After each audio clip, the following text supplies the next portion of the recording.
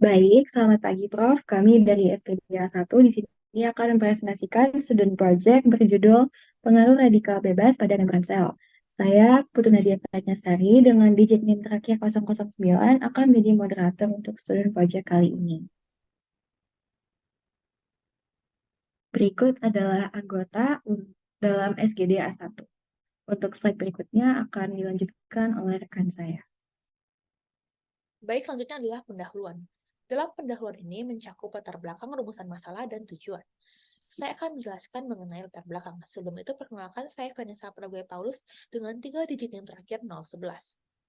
Stres oksidatif adalah ketidakseimbangan antara produksi radikal bebas dan kapasitas tubuh untuk menetralkannya, serta tidak seimbangnya ROS atau reaktif oksigen spesies meskipun radikal oksigen berperan dalam fisiologi normal, produksi berlebih dapat menyebabkan kerusakan sel, meningkatkan risiko aterosklerosis, serangan jantung, stroke, dan kanker. WHO mencatat tingginya kasus kanker di Indonesia pada tahun 2020 mencapai 396.914 kasus dengan total kematian 234.511 kasus, di mana disebabkan oleh radikal bebas sebagai salah satu penyebabnya. Radikal bebas yang dihasilkan oleh pola hidup yang tidak sehat dan peran zat yang berbahaya dapat merusak sel tubuh terutama membran sel dan DNA, menyebabkan mutasi dan berbagai penyakit degeneratif. Faktor gaya hidup yang tidak sehat, kurangnya aktivitas fisik, dan paparan polusi meningkatkan produksi radikal bebas, sehingga diperlukannya penelitian lebih lanjut untuk memahami peran ROS atau reaktif oksigen spesies dalam penyakit serta stres oksidatif. Oleh karena itu, kami SGD A1 membuat paper dengan judul Pengaruh Radikal Bebas terhadap Membran Sel agar dapat memberikan wawasan lebih mengenai sistem mekanisme radikal bebas terhadap membran sel. Baik, perkenalkan nama saya Ahmad Zidan dengan digit yang terakhir 023. Di sini saya akan menjelaskan tentang rumusan masalah.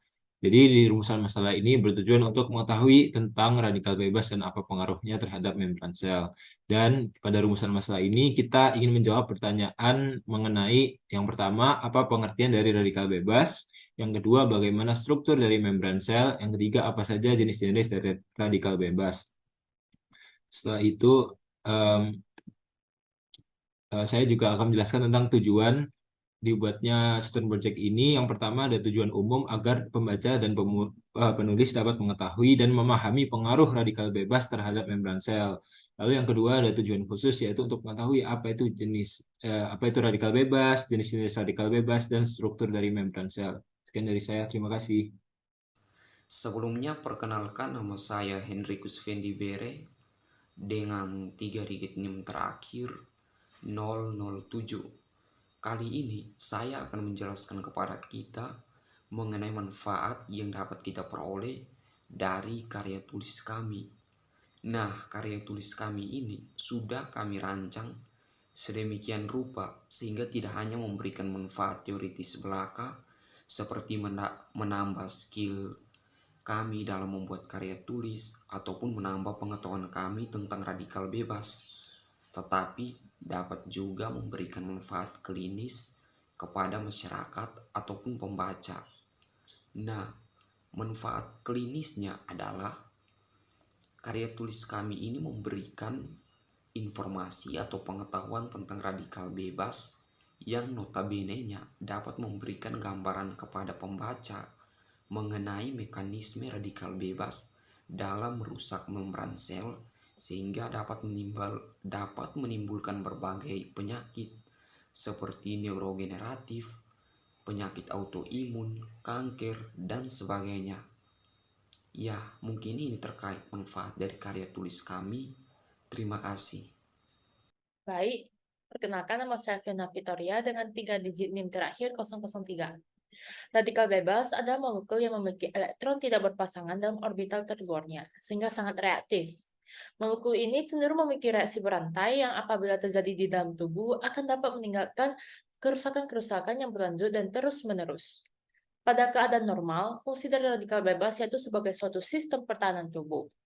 Radikal bebas dapat berupa reaktif oksigen species atau yang kita kenal sebagai ROS dan reaktif nitrogen species atau yang kita sebut RNS. Namun pada keadaan patologis, akibat paparan dari asap rokok maupun yang lainnya dapat menimbulkan ketidakseimbangan antara jumlah radikal bebas yang dihasilkan dalam tubuh, sehingga dapat mengakibatkan terjadinya stres oksidatif. Akibatnya, akan mempercepat proses penuaan dan bahkan mempengaruhi resiko perkembangan kanker dan penyakit lainnya. Namun segala sesuatu tentu ada obatnya. Radikal bebas sendiri dapat dilawan dengan antioksidan. Hal ini membuktikan bahwa alam menyediakan banyak sumber potensial untuk melawan efek negatif dari radikal bebas. Baik, perkenalkan, saya Putri Nadira Diasa dengan 3 digit yang terakhir 013. Nah, ini saya akan menjelaskan tentang bab kedua, yaitu struktur membran sel. Untuk sebuah pertama, ada struktur dan fungsi membran sel. Membran plasma tebalnya sekitar 7,5 nanometer dan terdiri dari lapis lipid dan protein terkait. Membran plasma menunjukkan struktur 3 lapisan dan membran ketika di bawah mikroskop elektron transmisi atau TEM. Membran membungkus sel dan menjaga integritas struktural dan fungsional. Memungkinkan sel untuk mengenali dan dikenali oleh sel lain dan makromolekul. Ini mentransduksi sinyal ekstraseluler menjadi peristiwa intraseluler. Kemudian, sebuah kedua yaitu model membran sel. Struktur dari molekul lapisan lipid dapat berubah berupa fosfolipid, glikolipid, dan kolesterol. Fosfolipid bersifat amfipatik, terdiri dari satu kepala polar hidrofilik dan 2 ekor asil lemak nonpolar atau hidrofobik.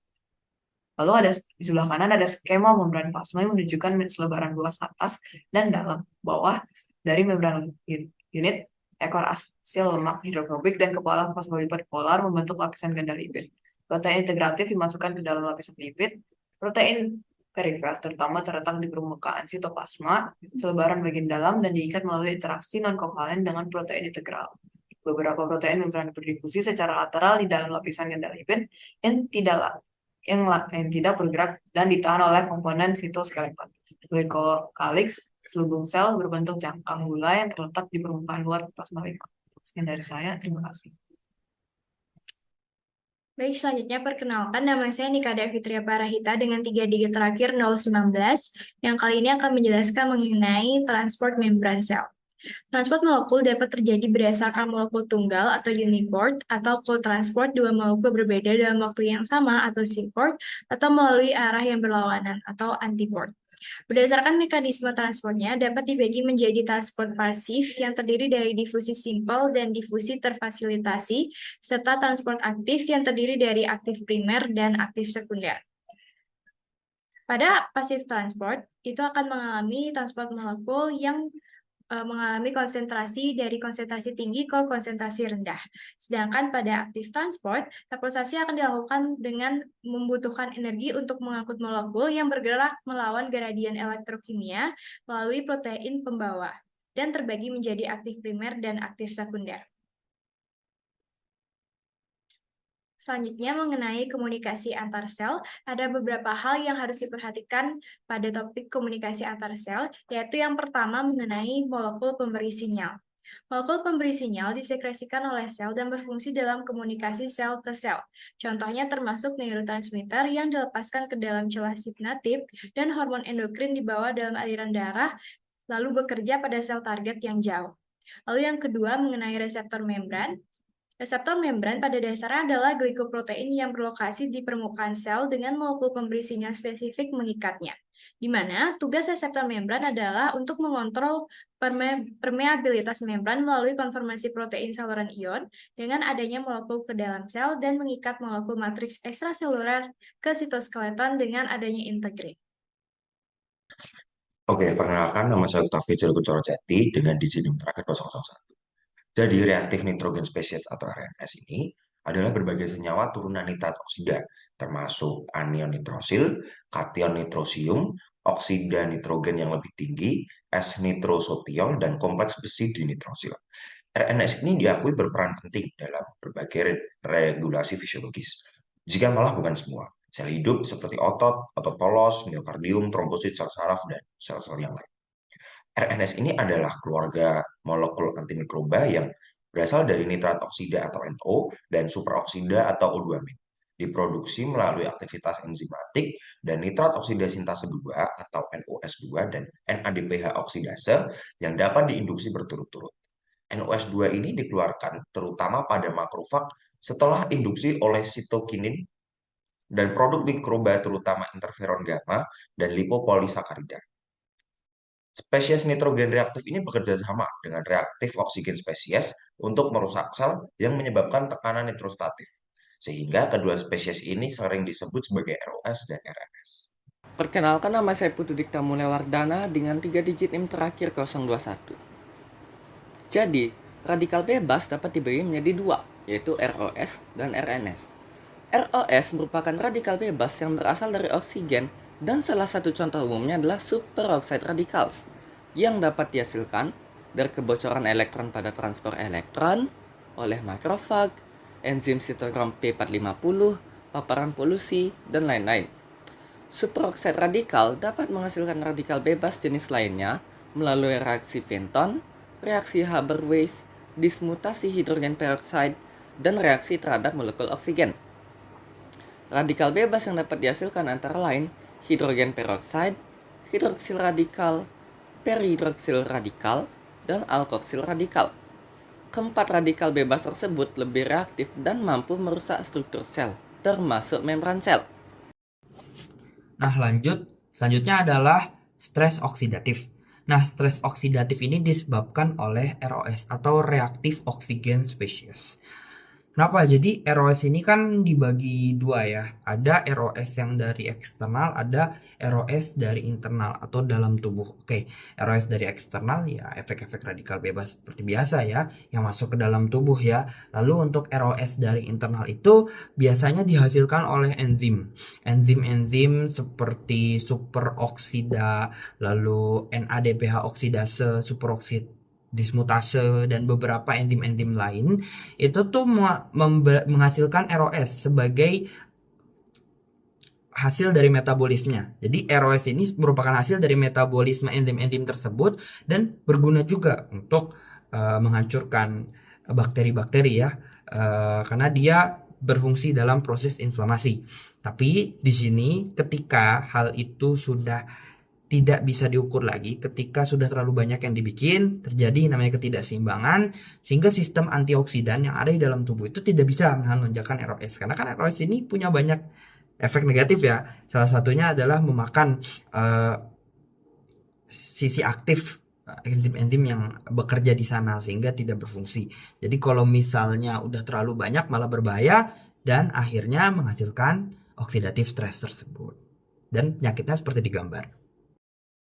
Baik, perkenalkan nama saya Mera Charlene Sutono dengan 3 digit akhir NIM 025. Saya akan membahas tentang kerusakan pada membran sel akibat radikal bebas. Sebelum masuk lebih dalam, kita perlu tahu apa itu membran sel dan apa itu radikal bebas. Yang pertama, membran sel. Membran sel merupakan struktur penting sel yang berfungsi menjadi pengatur keluar masuknya berbagai zat. Membran sel tersusun atas lapisan lipid dan protein yang membuatnya fleksibel bisa beradaptasi dengan lingkungan sekitarnya. Namun, dengan keadaan seperti itu, membran sel rentan mengalami kerusakan yang disebabkan oleh radikal bebas. Seperti yang sudah dibahas sebelumnya, di mana radikal bebas dapat merusak membran sel, yaitu dengan cara mengambil elektron yang ada pada lapisan yang membentuk membran sel. Dan tentunya hal ini dapat menyebabkan kerusakan membran sel dan mengganggu fungsi sel secara keseluruhan. Masuk ke mekanisme terjadinya kerusakan membran sel oleh radikal bebas. Ada 3 mekanisme yang kami cantumkan. Yang pertama, peroksidasi lipid, di mana hal ini dapat menghasilkan produk degradasi yang dapat merusak integritas membran. Yang kedua, oksidasi protein, di mana ini menyebabkan fragmentasi protein dan pemecahan rantai polipeptida yang berfungsi meningkatkan proses proteolisis. Yang terakhir, fragmentasi DNA. Mekanisme ini dapat menyebabkan dekomposisi beberapa produk di dalam sel. Setelah mempelajari bagaimana cara membran sel bisa mengalami kerusakan, tentunya harus kita ketahui bagaimana cara melindunginya dan dari kerusakan akibat radikal bebas, yaitu dengan cara penggunaan atau memanfaatkan antioksidan yang dapat membantu melindungi membran sel, serta mengadopsi gaya hidup yang sehat agar bisa membantu mengurangi kemungkinan mengalami kerusakan sel. Sekian dari saya, selanjutnya akan dilanjutkan oleh teman saya. Perkenalkan, nama saya Niputusani Resti dengan digit NIM terakhir 017. Nah, kesimpulan dari SP yang kami buat yaitu radikal bebas merupakan suatu zat berbahaya yang dapat merusak membran sel. Radikal bebas itu terdiri dari ROS yaitu reactive oxygen species dan RNS yaitu reactive nitrogen species. Dan keduanya ini dapat diperoleh dari dalam atau endogen maupun dari luar tubuh atau eksogen. Kemudian membran plasma memiliki tebal sekitar 7,5 nanometer dan terdiri dari lapisan lipid dan protein. Dan transport molekul dapat terjadi berdasarkan molekul tunggal atau uniport atau CO transport 2 molekul berbeda dalam waktu yang sama atau yang disebut dengan simport atau melalui arah yang berlawanan antipod. Kemudian, berdasarkan mekanisme transport dapat dibagi menjadi pasif transport dan aktif transport. Dan mekanisme kerusakan membran sel oleh radikal bebas itu dapat dibagi menjadi 3, yaitu peroksidasi lipid, oksidasi protein, dan fragmentasi DNA. Nah, kerusakan pada membran sel yang disebabkan oleh radikal bebas dapat berpotensi menimbulkan sejumlah penyakit degeneratif dan dapat menghambat fungsi keseluruhan sel. Beberapa hal yang dapat dilakukan agar menjadi pelindung dari kerusakan membran sel yang disebabkan oleh radikal bebas yaitu penggunaan antioksidan yang dapat membantu melindungi membran sel. Baik, sekian presentasi dari SKDA 1. Mohon maaf apabila ada kesalahan. Kami tutup dengan terima kasih.